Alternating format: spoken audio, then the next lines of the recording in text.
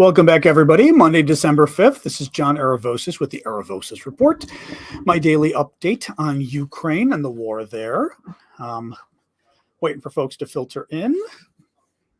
I don't know. We'll see. Hopefully this went live with you guys. There we are. All right. I was afraid I was missing you guys there on YouTube, etc. Oh, how's everybody this Monday? Hope everybody had a good weekend, as Rob just said. Woo! All right. Give me a sec, and I'll start the TikTokers. Actually, I'll start the TikTokers now anyway. They come flying in, but that's okay. We can handle them. All right, TikTok. I've got TikTok over here on my iPad. There we go. Flip my screen. Boom. All righty. Map is ready. Boom, boom, boom. All right. Oops. Adjust my iPad. Hope it doesn't dive. Okay.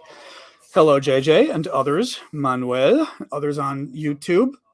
Good to see you guys. TikTokers, everybody else.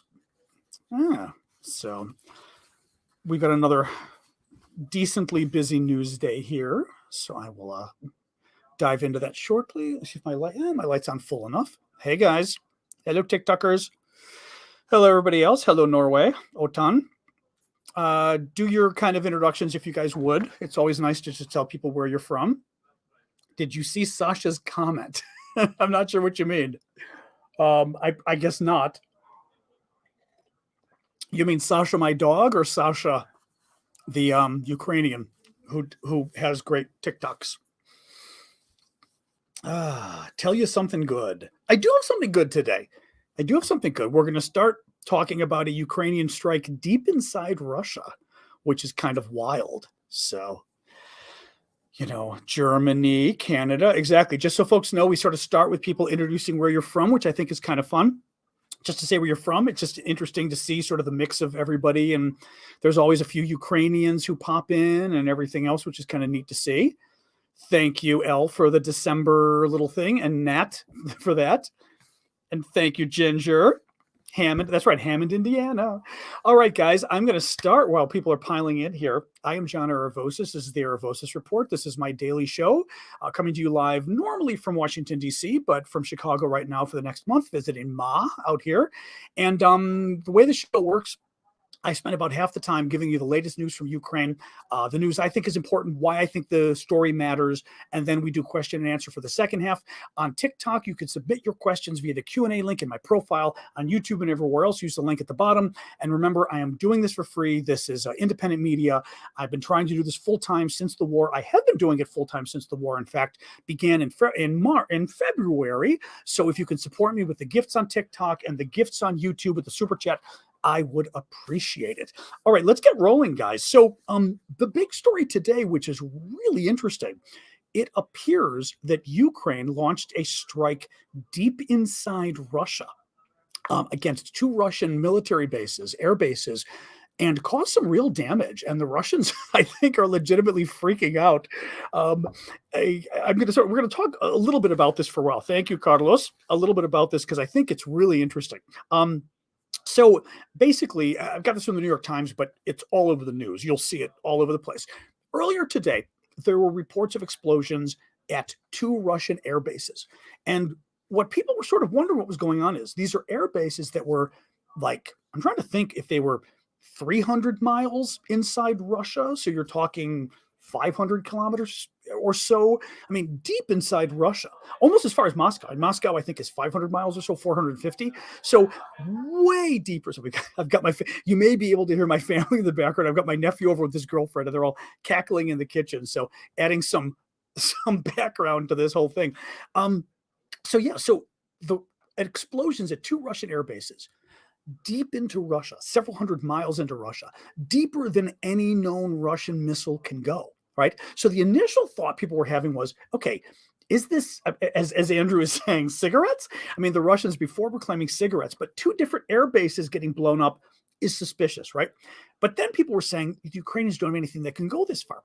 Well, it looks now, the latest thinking at least is that the Ukrainians used unmanned drones that the Russians are claiming that they're drones of Soviet build, which would be ironic because the Soviet Union stopped existing in 1991. So these would be 30-year-old drones. Thank you, Kay, for the gift there. These would be 30-year-old drones that the that the Ukrainians repurposed. They flew them. Now, if this is even what happened, flew them into Russia several hundred miles. And then, at least for one of the air bases, because finally the Ukrainians started talking to the local, not the local, to the New York Times and others, and admitting, at least admitting quietly that they were responsible. Because the Ukrainians, here's the thing, Ukrainians don't always like to admit up front when they've done this stuff because they want to keep the Russians guessing. And part of the reason you want to do that is, first of all, if you, let's say the Ukrainians hit Russia this time, okay, and they probably did.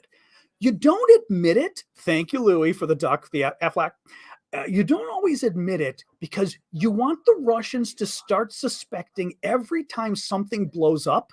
Even if it wasn't you, they suspect it was you. So then, because there's going to be a lot of accidents too, you want the Russians freaking out every time there's an accident so that they think, oh my God, these Ukrainians, they're everywhere. It's part of the psychological warfare. So of not admitting. Having said that, some Ukrainian officials did talk to the New York Times, clearly on background or something, and admitted that it was seemingly admission that it was Ukrainian drones and that they were, I believe, built with like a 775 kilogram warhead or something on them. It did, in fact, damage several Russian strategic bombers. One of the bases they hit was a base where Russia's strategic bomber force is based. These are big planes that are used to drop nuclear bombs, among other things. At least one or a couple of the planes were damaged. They're saying that several Russians were killed. Several of the Russian employees of the base were killed. I've been sort of doing this off the cuff. Let me look at my notes just to make sure I'm not missing anything. Because it was kind of interesting. It was the first time that hang on a second, the attack demonstrated for the first time Ukraine's ability to attack at such a long distance. So this was important for that reason. The Engels airfield, thank you for the duck gift, Aflac. The Engels airfield on the Volga River in southern Russia is a base for some of Russia's long-range nuclear-capable bombers. Ukrainian officials say it is also a staging ground. This is what's important. Okay, listen to this. It is also a staging ground for Russia's unrelenting campaign of missile attacks on Ukraine's infrastructure.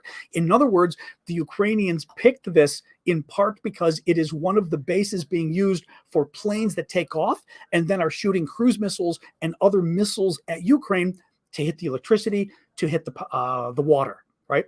So very smart what they did as well in terms of hitting the Russians where the Russians were hitting them. Thank you, Kissel, for that. The Engels Air Base and the Ryazan military installation, these are the two that were hit, are between 300 and 450 miles from the Ukrainian border. That's, what would that be? 500 kilometers and maybe 650? I'm guessing here, 700 kilometers. I mean, that's really 300 miles to 450 miles is really far. I mean, I'm very excited because it's amazing the ingenuity the Ukrainians keep showing here. Remember what the Ukrainians did earlier when they thank you, Bash. I do see that. I'll get to that in a sec. Remember what the Ukrainians did earlier when they shot and they blew up the Moskva, which was the flagship of the Russian fleet in the south. And remember, they sunk the boat and it was a huge embarrassment to the Russians. They used a torpedo or a cruise missile or torpedo that they developed on their own. I think it was a cruise missile they developed on their own, but like just a weapon they built from scratch. I mean, these guys, it's kind of amazing. Let me just a few more data here. This was great. So this was fabulous. The Russian response to, just to recap for folks, anybody visiting here, the Ukrainians appear to have launched 2 drones deep into Russia, like 300 to 450 miles. Thank you, Louis, for the duck there, Affleck. And blown up, attacked 2 Russian air bases used to launch nuclear bombers, but also bombers, thank you, Ali, bombers that are being used to hit Ukraine with cruise missiles, the attacks that's happening on Ukraine for the water infrastructure and the electrical infrastructure. So the Ukrainians really brought it home to the Russians. Russia's response to this is fabulous. Listen to this. Russia said that its forces had intercepted 2 drones from Ukraine, and that, quote, the fall and explosion of the wreckage, the Russians are claiming they blew up the drones, like, oh, we got them. The fall and explosion of the wreckage of the drones had slightly damaged 2 planes, killing 3 servicemen and wounding 4 others. I mean, okay, it's not like the Ukrainians have drones that are the size of 747s, okay? Their drones aren't that big.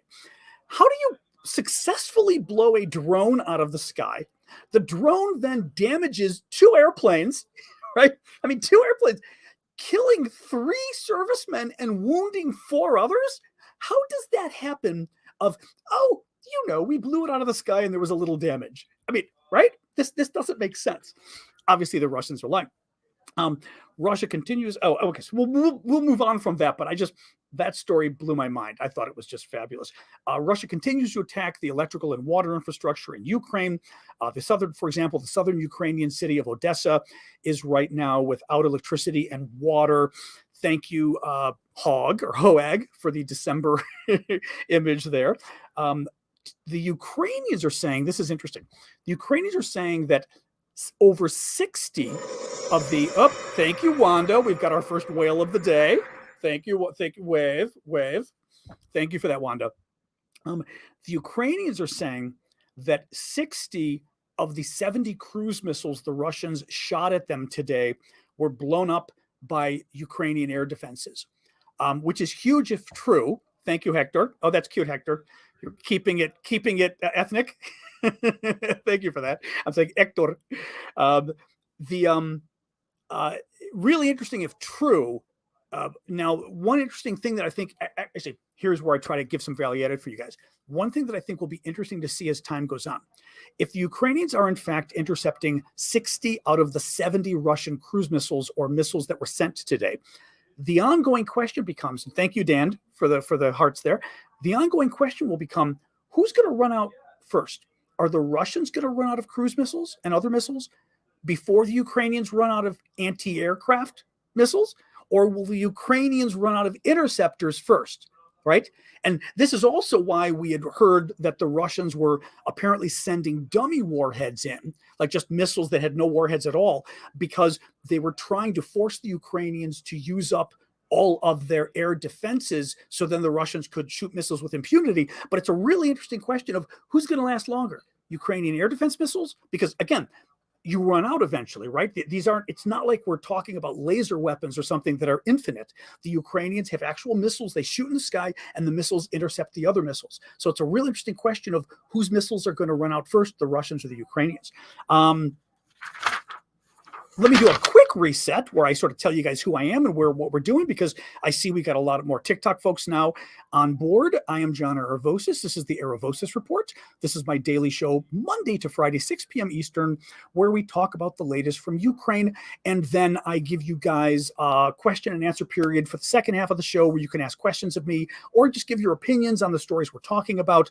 You can leave your questions via the Q&A link in the profile on TikTok. You can leave them via the question and answer box on the bottom of the screen on YouTube and everywhere else. I do have a Patreon set up. Please go and check that out. If you've been coming to my show for the last few months and you like it, thank you, Elle. Maybe consider going to the Patreon. If you want to give $5 a month, that would really help me out. Because giving me some steady income will make this easier as time goes on over the months. But I appreciate any help you guys can give. It's patreon.com/Aravosis. You can also find it with aravosis.com is all my links. Or on TikTok, just go to my profile and the link tree is right there. You can click in my profile, the link, and it's got all my links there. So, interesting story today from Bloomberg. This story actually kind of ticked me off. So Bloomberg News is reporting today. Thank you, Marcy, for that. Oh, and do keep the gifts coming. I appreciate the gifts on TikTok and the gifts on YouTube. That's how I keep doing my work. So I will keep thanking you guys as you keep giving them. Bloomberg reports today that the European Union is considering, listen to this. Oh, sorry. You know what? I'm sorry. First question here. Sorry. Bash Brannigan had a question, a paid for question, a premium question on YouTube that I want to get to first. Last week, there were reports of a Russian plane buildup. Are those the same planes that were hit? Probably not, because these would be air bases deep inside Russia. I mean, we're talking the satellite images were released today. They're literally 300 to 500 miles inside Russia, and they're just typical military air bases. There was a weird story about planes building up outside of Ukraine. I'm not sure that the story was even true, but these would be normal air bases, that normally have these bombers in them to start with. So they wouldn't have been linked. No. Now, the Bloomberg, so I was telling you a story here that kind of ticked me off. So Bloomberg News is reporting that the European Union today is considering new sanctions on Russia's drone sector. Okay? The sector of the Russian economy that makes the unmanned drones that have been, attacking Ukraine. Now, I will say two things going on here. One, a lot of the unmanned drones lately have been coming from Iran. Fair enough. But there is concern that the Iranians may be giving the Russians the technology to set up their own drone building camps. And I guess what's kind of hitting me here is, why is there anything left to even sanction, right? Why haven't we hit Russia with everything we can? Now, quick sip of water, and I will qualify that. With everything that we should. What I mean is, look, we can't cut off all of Russia's oil, for example, right? That would sink the world economy, and it wouldn't be good for any of us. So that would be bad. So I appreciate that we can't hit Russia with everything. But the idea that the Russian defense industry hasn't been hit with every possible sanction already, and that the Europeans are going, I mean, literally, guys, we're almost 10 months into this war. This war started in February. That the European Union is sitting there and going, hey, you know what? Let's put some sanctions on the Russian drone industry, because nobody thought in this war, nobody thought and said, drones, there's an interesting military weapon that nobody has thought might be important in this war. I mean, I don't get this. And I guess part of it, I will say, just from my background in politics, part of what's probably going on, I guarantee you, because it's such an idiotic thing not to have focused on earlier, is that there's some important defense industry, or somehow it's connected to a European defense partner. That's my thought. And that somehow there was a European country that was like, no, don't put a sanction on the Russian drone industry, because they're buying our semiconductors, they're buying our autopilots, they're buying our whatever it is, but that there's some kind of European technology and there's some kind of protected European industry, because otherwise, what kind of an idiot are you to not have put a sanction on the Russian drone industry at this point? So but these are the kind of stories that continue to tick me off. I get ticked off easily. Thank you for the duck there, Aflac. What was that? I can't even pronounce your name, Rick. Rick, I'm going to call you. Another story that came out today that kind of ticked me off. Wall Street Journal reports today that the U.S. has been modifying the HIMARS rocket systems that we have been giving to Russia. The HIMARS, you will recall, is that rocket system that has been just causing all sorts of hell for the Russians, right? We've given 20 of them to Ukraine. Ukraine also had some multiple launch rocket systems that are very similar that they've been using as well, that the Europeans gave them, the Brits especially. But the HIMARS has been famously effective. Like I said, we gave them 20. And this is the rocket system, remember, that the U.S. has been refusing to provide long-range missiles to the Ukrainians for. What we've given them, because basically it's kind of like a gun in essence, but an artillery gun. It shoots rockets, and it can shoot lots of different rockets. Some of the rockets can only go maybe 50, 60 miles, say 100 kilometers. Those are the rockets we've given the Ukrainians.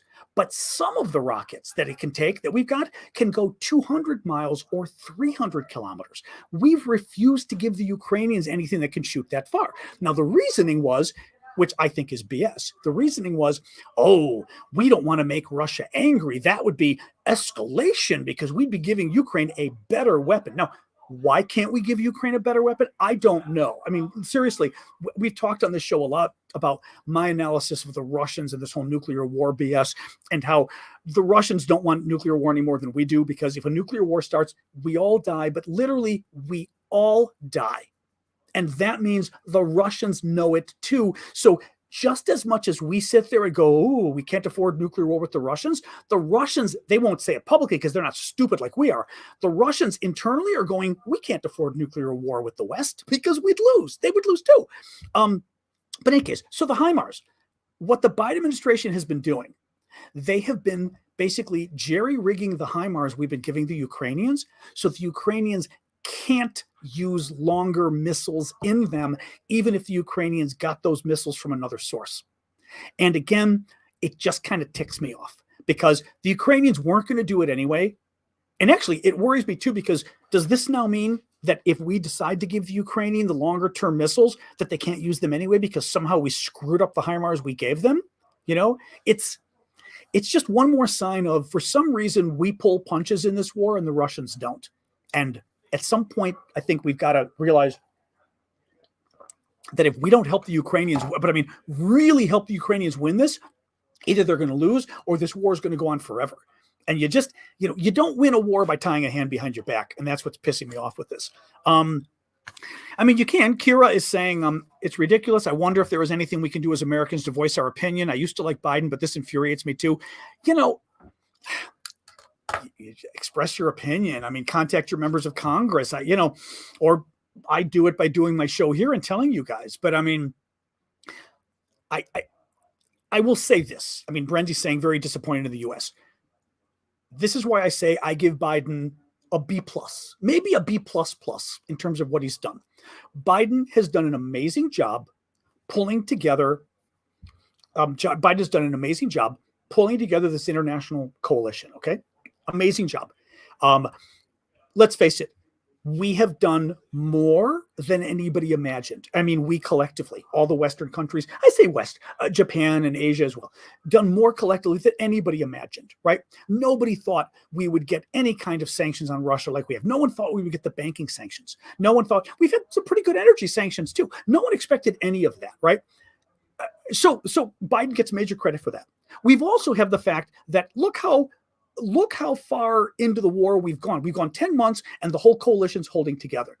I think it is, of course, a credit to every coalition member. I don't want to say it's just Biden, but you need somebody pulling it all together because otherwise, frankly, the French, and I'm sorry, Felix, the Germans, the German government would cause problems. If you didn't have somebody holding it all together, I fear that the French and Germans would kind of steal the show and try to water things down. Right. And Biden was that one holding things together. I mean, but again, allies, the Boris Johnson and the Brits have been amazing. The Poles have been amazing. The Baltic countries have been amazing. You've got a lot of countries that have been amazing. Norway, I mean, that have been really, right, everybody holding to. I mean, Italy's been great too. I mean, a lot of countries that have been great here. So I don't want to knock them. But the one thing I fault Biden for is from the beginning, he has been far too worried about pissing off Putin. And unfortunately, he said it publicly. Right? When we were talking about Poland giving those planes, those MiG fighter jets to Ukraine, and Biden said, oh, we can't do that. It would be World War III, blah, blah, blah. You are telegraphing to Putin that we are afraid of you. And we're even better. We're afraid of making you angry. Right? And if you tell Putin we're afraid of making you angry, if I'm Putin, I would say, well, this is great. I've just got to pretend I'm angry. Right? They're afraid of making me mad. Then I've got to act mad.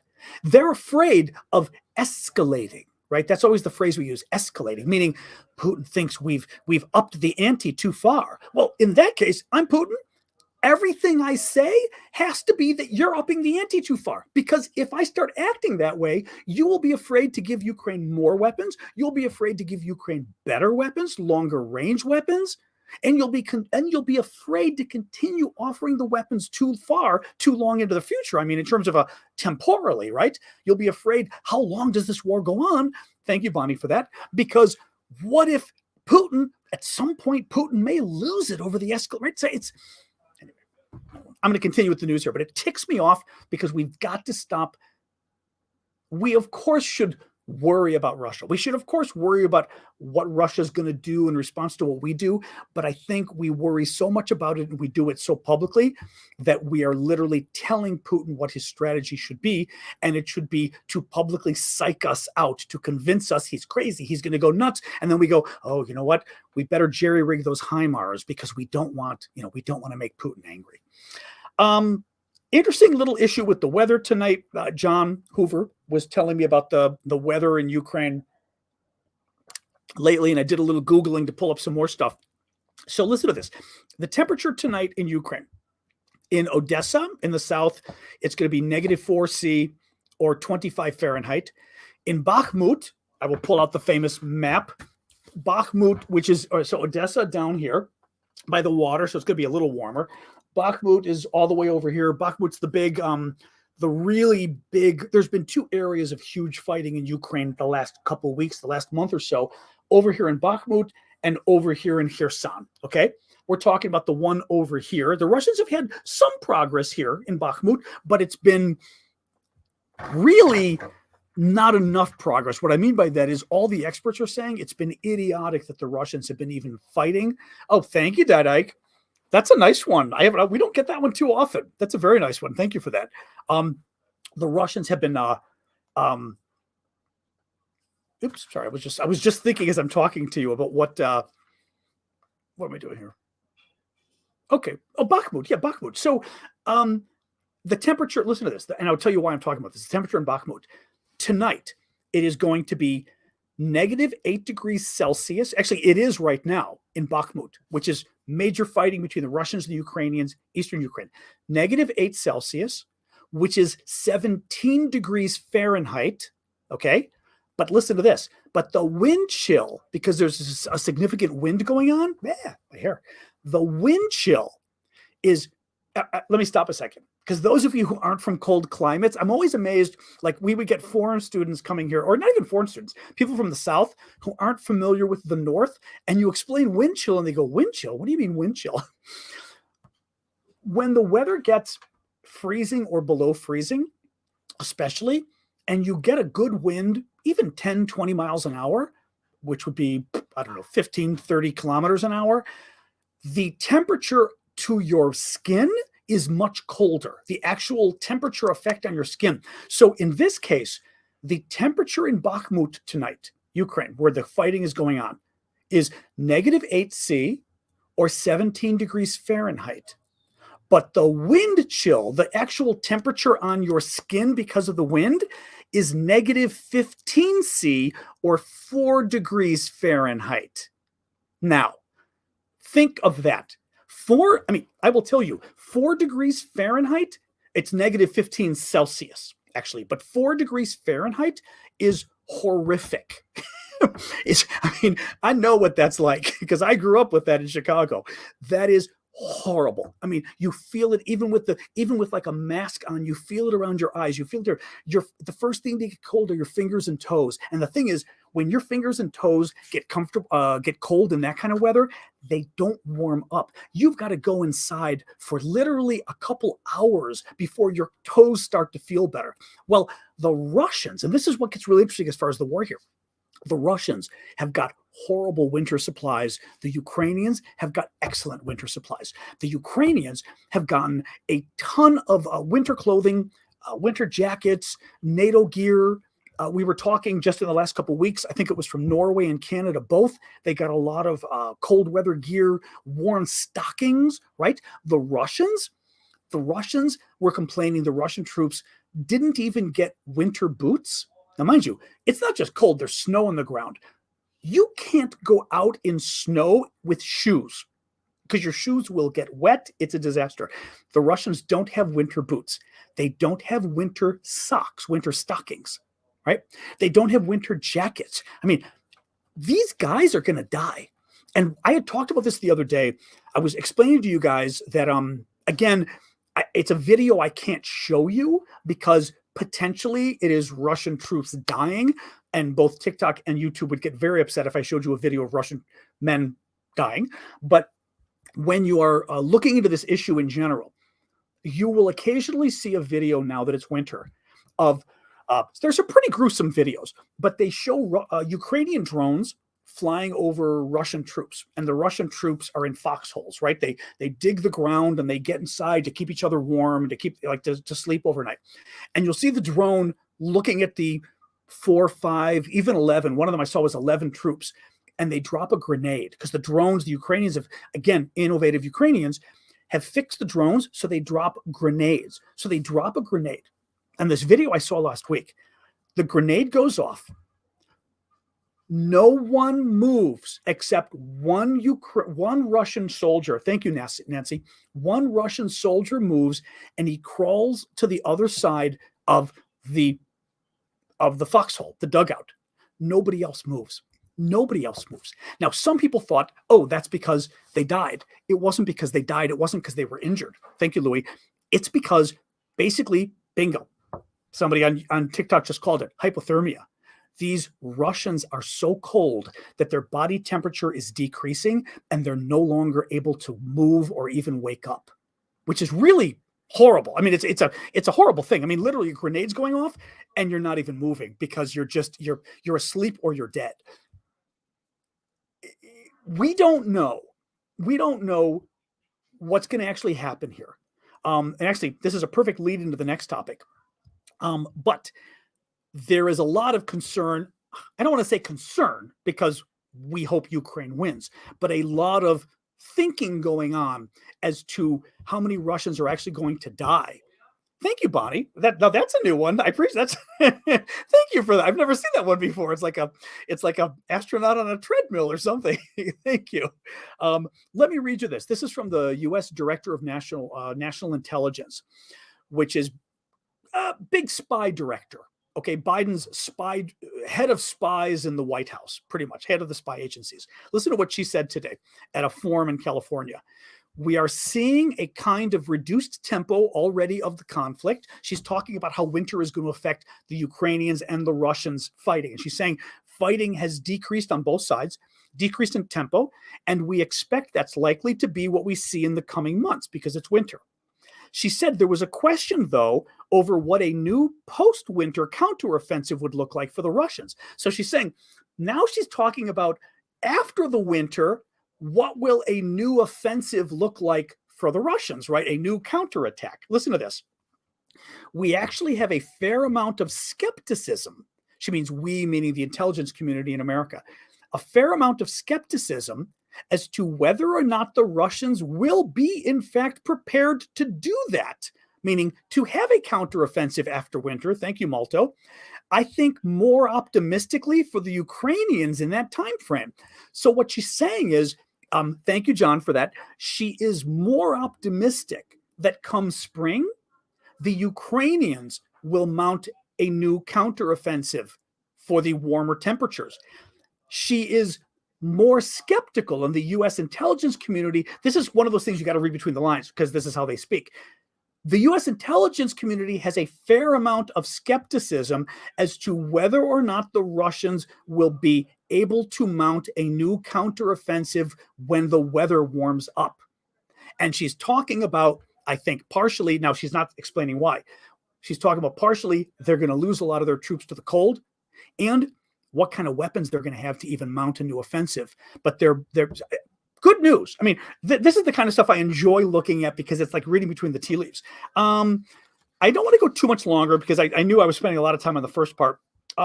President Macron of France was criticized. I'll mention this one really quick this weekend for suggesting that we need to give Russia security guarantees to bring it back to the negotiating table with Ukraine.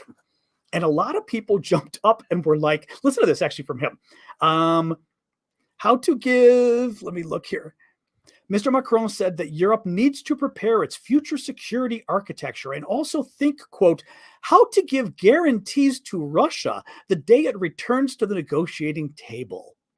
You know, I mean, the problem is, this is where France is coming from. And I think we've got the similar problem with Scholz in Germany. Chancellor Scholz in Germany really, really, really, really, really wants to cut a deal with Russia so we can get back to doing business with Russia, because Scholz's philosophy, and frankly, this is a portion of Europe has this philosophy and always has, we've got to work with the Russians. They're our neighbor. We don't have a choice. Now, they're not wrong, right? I mean, Russia is your neighbor. You've got to figure out some kind of a modus vivendi, a way of living together, because you're all on the same continent together, or continent-ish. But this is where I think things go too far, and what the French are showing, which is we've got to give guarantees to Russia for their security. First of all, there's no guarantee we could give Russia for its security. What is that, right? What is it? I mean, we tell them Ukraine's not going to join NATO? First of all, it's pretty clear Ukraine's not going to join NATO anyway. We're not going to let them in anytime soon. But what kind of guarantee can we give? Second of all, what kind of guarantee can Russia give? You notice Macron doesn't talk about that. Ukraine gave up its nuclear weapons back in the early 1990s. It gave up its nuclear weapons in exchange for, wait for it, a security guarantee from the Russians, from the Brits, and from the Americans. We all guaranteed Ukraine security if Ukraine would only give up its nuclear weapons. Ukraine gave up its weapons, and what happened? Russia invaded twice and occupied, not just occupied, annexed, stole 20% of Ukraine, right? So security guarantees don't amount to a hill of beans for anybody, but it just ticks me off that that's what Macron is thinking about, is what, and now what I always like to do for the show, now I'm putting on my Putin hat. I'm Vladimir Putin, and I'm going, this is great.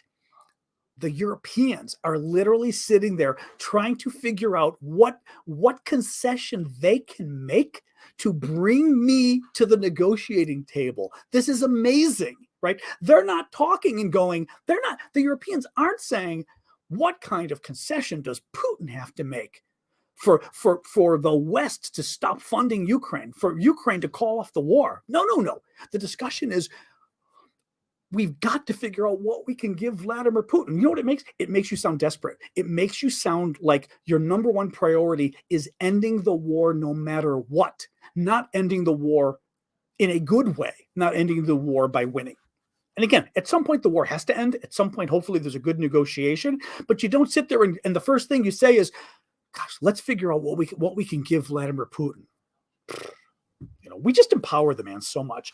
I'm going to let these guys go. I'm just looking here. I'm going to skip the rest of the news. The last little bit I'll tell you is Financial Times named Zelensky the Person of the Year. The president of Ukraine embodied the resilience of his people and has become a standard bearer for liberal democracy. The 44-year-old Zelensky has earned a place in history for his extraordinary display of leadership and fortitude, the paper said. Final little thing I'll tell you before we do the Q&A, question and answer. I am John Aravosis. This is the Aravosis Report. It is my nightly show, Monday to Friday at 6 p.m. Eastern. Please do join me beginning of the week now. So I'll be here all week at 6 p.m. Eastern.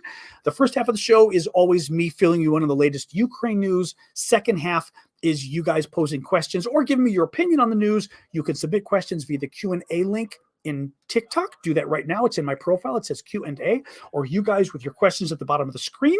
And do check out my store as well. I have a store at store.aravosis.com. I also have a Discord set up that you can check out as well, discord.aravosis.com. The best way, actually, my Discord, my store, my Patreon, just go to aravosis.com, my last name.com, or even better on TikTok, just go to my profile. You'll see the link in my profile. Click it. All different ways you guys can support me and help me out. I'd really appreciate it. And do keep the gifts coming anyway. The TikTok gifts and the YouTube gifts you guys give help support my work. I am doing this for free. Basically, your guys' gifts are what keep me going. So thank you for that. Thank you, Annie, for that. Let's dive right in with the questions, guys. Or I'll get my glasses on and I will pull up my phone. One moment here. Well, Greg, a little left-leaning, maybe. Although, Greg, I would say that when we're talking about Ukraine and national security, here's the irony, okay? Here's the irony. And don't ban Greg, because Greg's question strikes me as not offensive on TikTok. Greg is actually a good example. Somebody on TikTok just said, I like your stuff, but thank you, James. James, who is our whale king. Thank you, James. Wave. James, you are always generous with that. Thank you.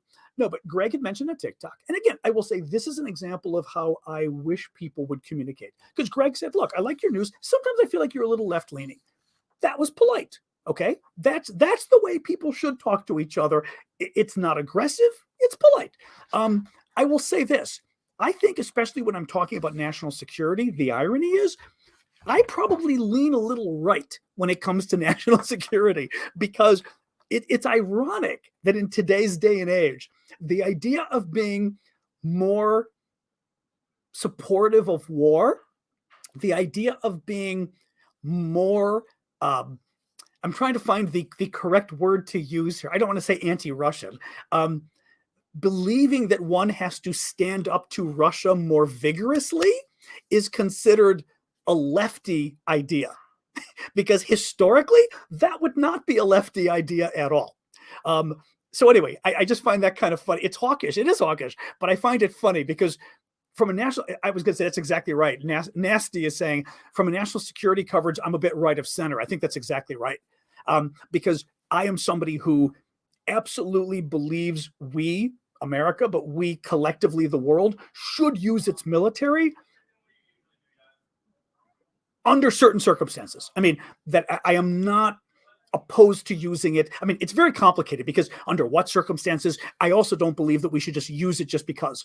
Like, you don't just use the military because it would be good to win. You use the military because you can win, first of all, right? You don't, Colin Powell, I think, was the one who put sort of his whole prescription for when you go to war. It was Colin Powell, but it might have been Rumsfeld too. I'm thinking it was Rumsfeld, but basically, you've got to have a clear-cut mission. You've got to have, thank you, music, for that. You've got to have, I'm trying to remember her exactly, but it was the idea basically, you have to know you can win. First of all, you don't get involved unless you can win. If you can't win, even if there's a genocide, if you can't win, if you can't stop the genocide, there's no reason in getting involved to try to stop the genocide, right? In other words, if you can't make the situation better by getting involved, then don't get involved. Because don't just get involved because it feels good. And that's one of the things I always get upset about, whether it's international politics or even domestic politics. Too many people, and this is awful, this is also on the left a little too much, I will say, because I've worked a lot on the left before. There's this sense that, you get involved and you do something because it feels good, and I'm like, no, that's not why you get involved. You should get involved legislatively because you think you can make a difference legislatively. You don't just do something because, well, it feels good. Anyway, so yeah, I find that funny on foreign policy when people would consider me lefty because I'm probably not very lefty on foreign policy. But again, Ukraine, this shouldn't be left or right in terms of the stuff we're talking about. It really shouldn't be. All right. I was going to pull up my handy dandy TikTok questions here. I say right leaning just because I'm saying I am willing to use military force when necessary, and I don't have a reticence to it in the sense of I am not isolationist and I am not anti-military. And I think on the left, you can get sometimes an anti-military. And when I say anti-military, I don't mean I hate the military. I mean the idea of, military force is never an option. You know what I mean? That kind of think, what's his face? That idiot Corbyn in the UK probably thinks that way, right? Thank you, username, for the Galaxy. That is one of my favorites. I appreciate that. So I don't, lefty would be, military force is bad. You never use the military. We should all hug each other and figure it out, right? Thank you, username. The right might be, let's always use the military, right? I'm not that way either. The new right, which I think is more the Trumpist right, maybe the MAGA right, is we've been the world's policeman too long. Thank you, username, for that, for the dancing air dancer. We shouldn't be the world's policeman. It's this isolationist expectation. And I think the isolationism, at least nowadays, I think is a little bit to the right. It's a little bit MAGA right at this point. It couldn't be alt-right. It could be alt-right at this point. But that's because of the MAGA. It's because of Trump. Trump has pushed this isolationism, and that the MAGA side at least has grabbed onto that. And I don't believe the isolationism either, because I do believe in part that morality and ethics matters. And what I mean is, if a genocide is happening and we can help, I think the world should. Can, meaning if we were to help, it would make a positive difference. Thank you, Dudike, for that. It would make a positive difference. Okay. The second thing is, I also think that isolationists tend not to think, I see your question, Elise, I'll jump right in. I think isolationists tend not to appreciate that it is very difficult.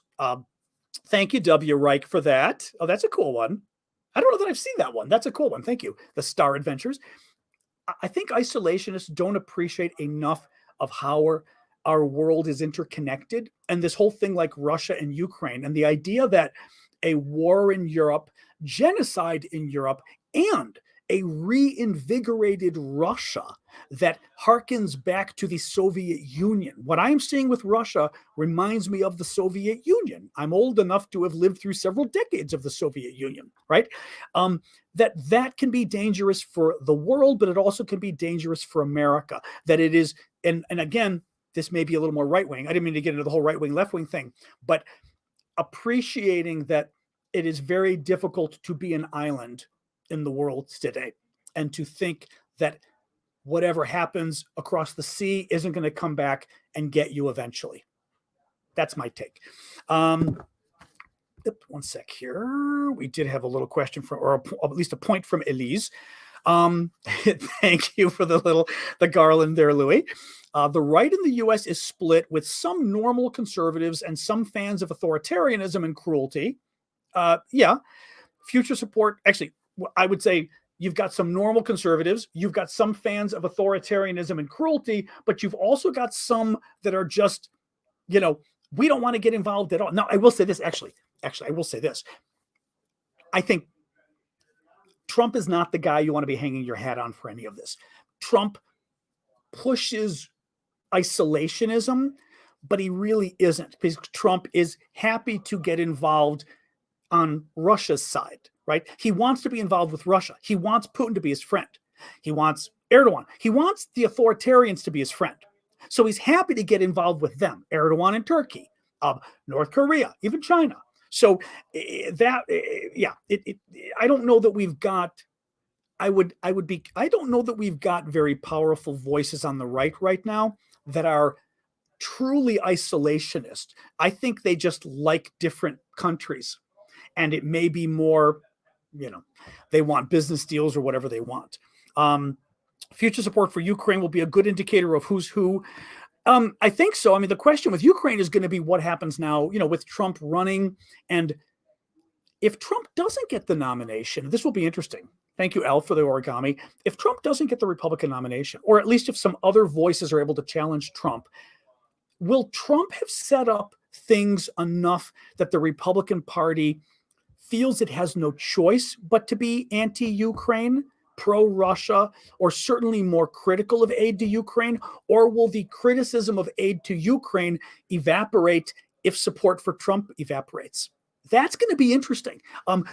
It is certainly the Trump right, the MAGA right, that has voiced concerns about our support for Ukraine, whether it's we're not keeping track of weapons well enough or how much money is spent, or whether it's the really extreme stuff, which is, Putin is innocent and Ukraine started this and this kind of crazy stuff, right?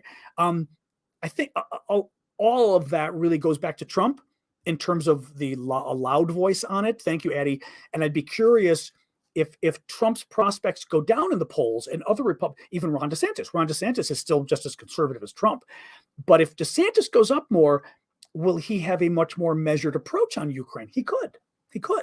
I mean, I've got to see more and see if DeSantis is I have not paid enough attention on where DeSantis has been on Ukraine. My suspicion is he's been avoiding it, probably,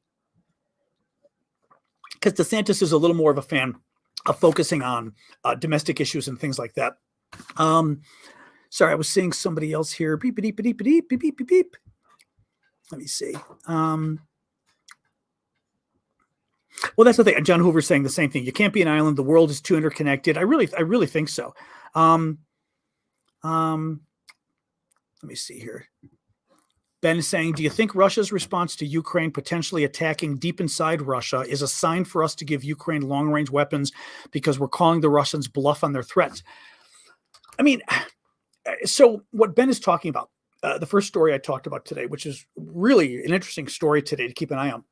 The Ukrainians appear to have hit deep inside Russia, 300 to 450 miles deep inside Russia, using drones, we think, attacking 2 Russian military bases, one a bomber base where Russian long-range nuclear bombers are kept, where they literally, bombers they use to drop nukes, really important. Also, and this may be the same base, I'm not sure, or the other base, a base where the Russians have been shooting a lot of it, or planes are where they've been shooting a lot of the planes take off and then they shoot cruise missiles and things that have been attacking the Ukrainian water and electrical infrastructure. So the Ukrainians basically hit back at the Russians, or the Russians were hitting them. This is certainly deeper inside Russia than Ukraine has ever hit, that we know of. It is deeper than any Russian missile, Ukrainian missile has ever gone that we know of. That's why they think it is a Ukrainian drone. The question there becomes, to what degree how does Russia respond to this escalation by Ukraine, and how do we respond to it? I mean, I'm not sure what Ben's getting at with this, but I think what he might be getting at is we have intentionally not given Ukraine missiles that can shoot this far. Now, mind you, we're not even talking about giving Ukraine weapons that can go this far. What a lot of us have been talking about is giving Ukraine weapons that can shoot 200 miles, not weapons that can shoot 300 to 450 miles. That's how far they got into Russia. They went 300 to 450 miles, 2 different bases that they hit inside Russia. We're only talking giving them weapons that can shoot 200 miles. So it's not even that far. But the point is, if Ukraine went this far into Russia, how will Russia react? And will Russia do anything different than Russia has done before? Because the fear that the West has had, Biden especially, has been, oh boy, if we give Ukraine weapons that can shoot 200 miles, Russia's going to go crazy. Well, now the Ukrainians have weapons that can go 300 to 450 miles. Let's see if Russia goes crazy. My suspicion is you're going to see Russia launch even more cruise missiles in the next few days at Ukraine. But I think Russia's running out of cruise missiles at some point soon here. That's going to be, as Sparky is mentioning, that drone capable of traveling 625 miles with a 165-pound bomb. That's the interesting question. There's a new Ukrainian drone, supposedly, that they've developed. And from what I've seen today, I have not seen people talking about this attack today on the 2 Russian military bases deep inside Russia. I have not seen people saying that they think this attack was the new Ukrainian drone we've been hearing about that can go way beyond Moscow. Moscow, what do we say? I think 450 miles. This new drone, we're saying 650 miles, something like that. So in any case, I think it's going to be interesting. I see we've got a crazy person on Facebook. Bye, crazy Facebook person.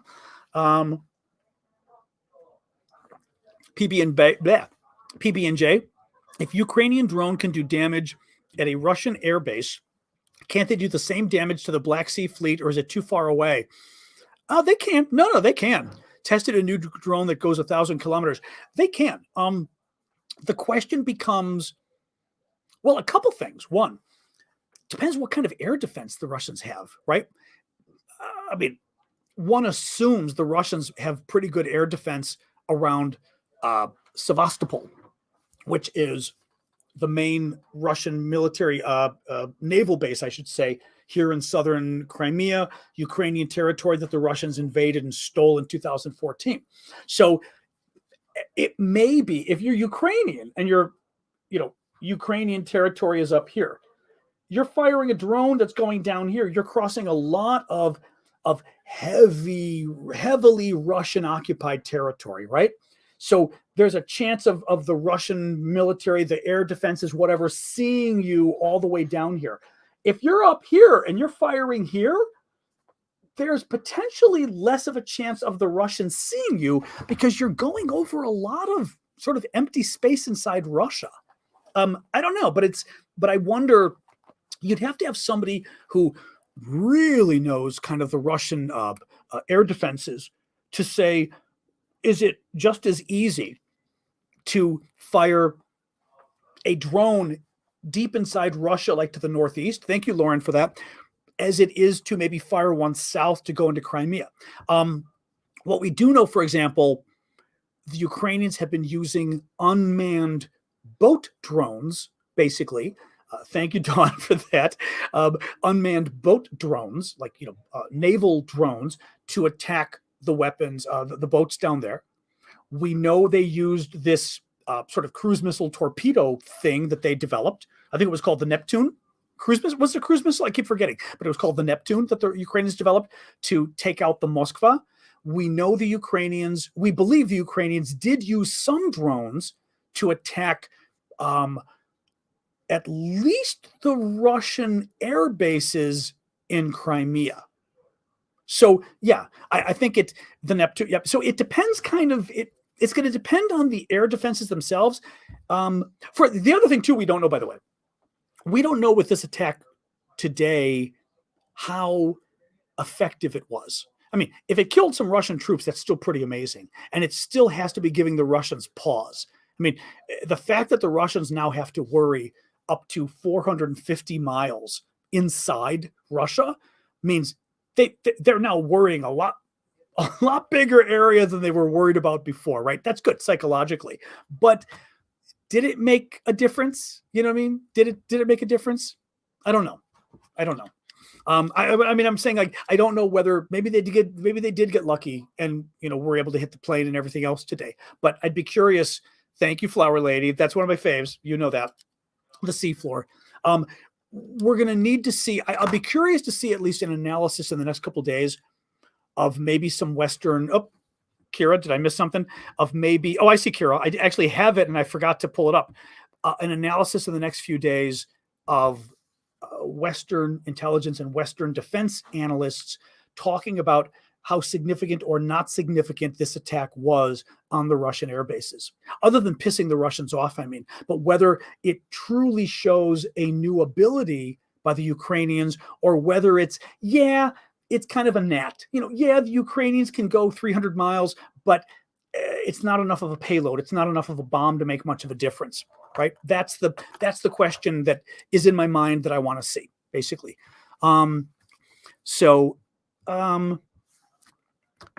Kira, I feel like now I see why Roshan wrote that.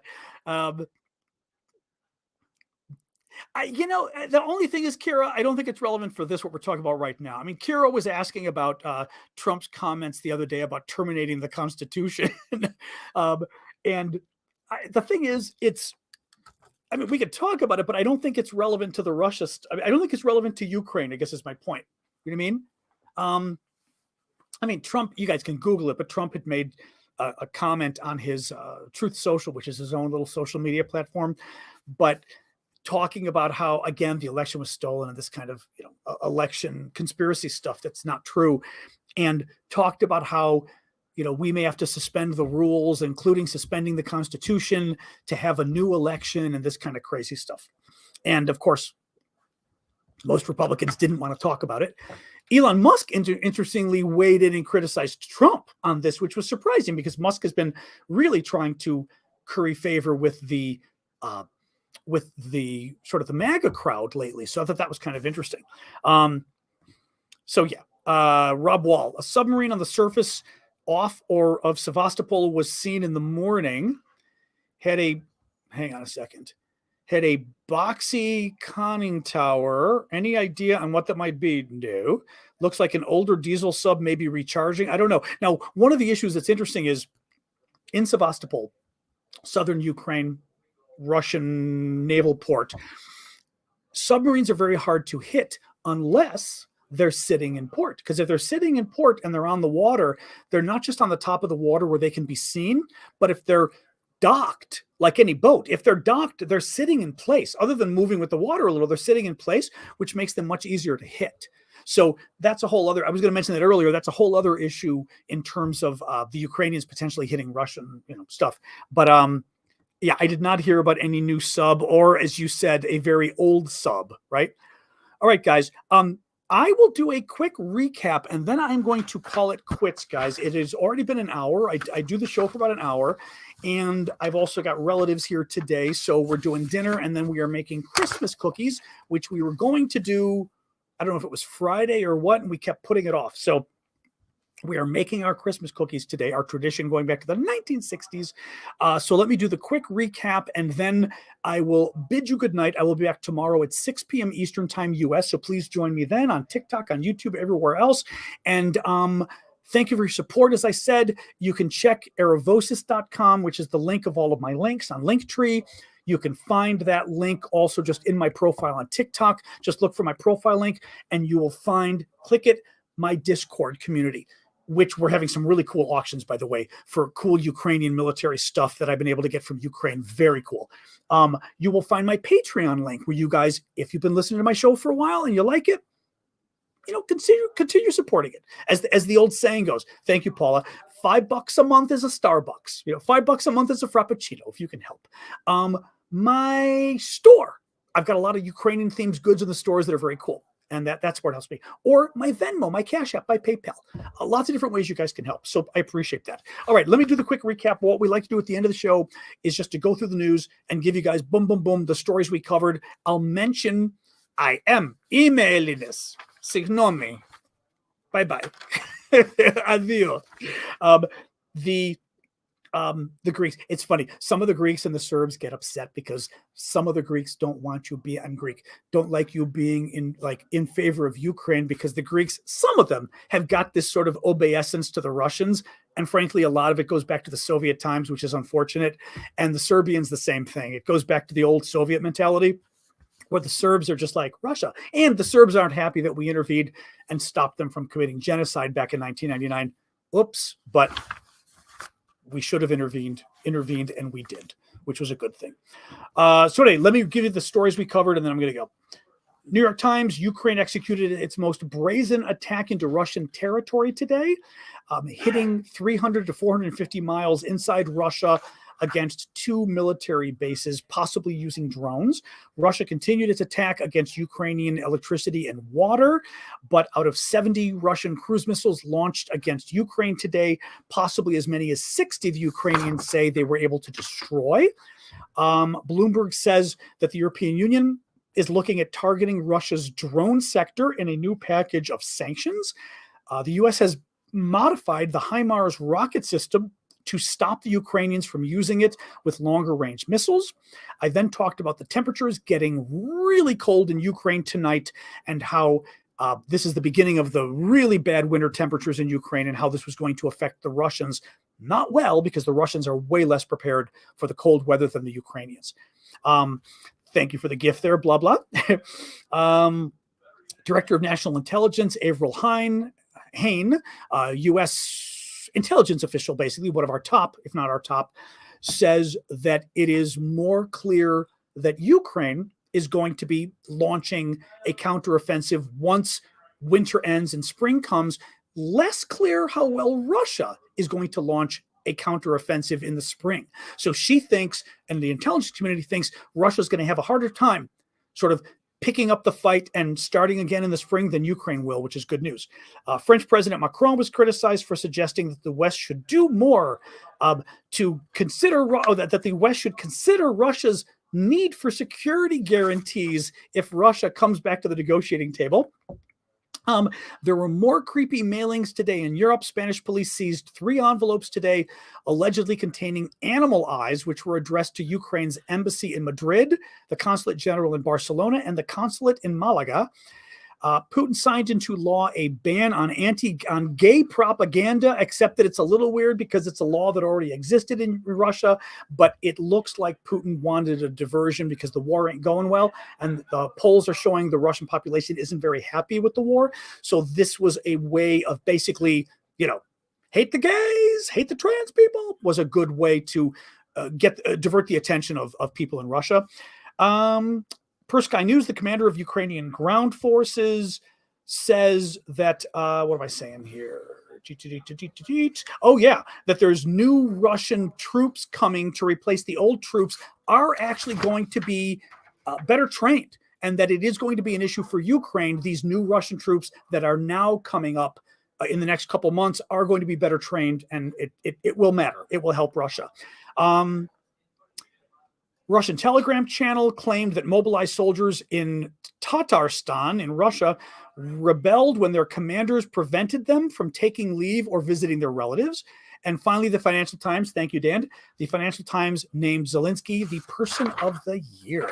All right, guys, I am done. Thank you, mods, as always. It looked like we had another vigorous day on TikTok. I'm going to sign off. I didn't mention at the beginning of the show, and I should have, that also for the subscribers on TikTok, I will be trying to do at least once a week, a special just hang out with you guys. Maybe I'll do one of these mornings. Let me see. But we do a special hangout for about half an hour just of the subscribers on TikTok, the paid subscribers, to give you guys an extra gift. So I appreciate that. And see you guys tomorrow. Okay. Thanks for coming. Thank you for the gifts. As I said, thanks for being here. Thanks for the questions, and moderators, thanks for dealing with the crazy people. All right. Thanks, guys. I'm going to go and have dinner and make Christmas cookies. Bye-bye.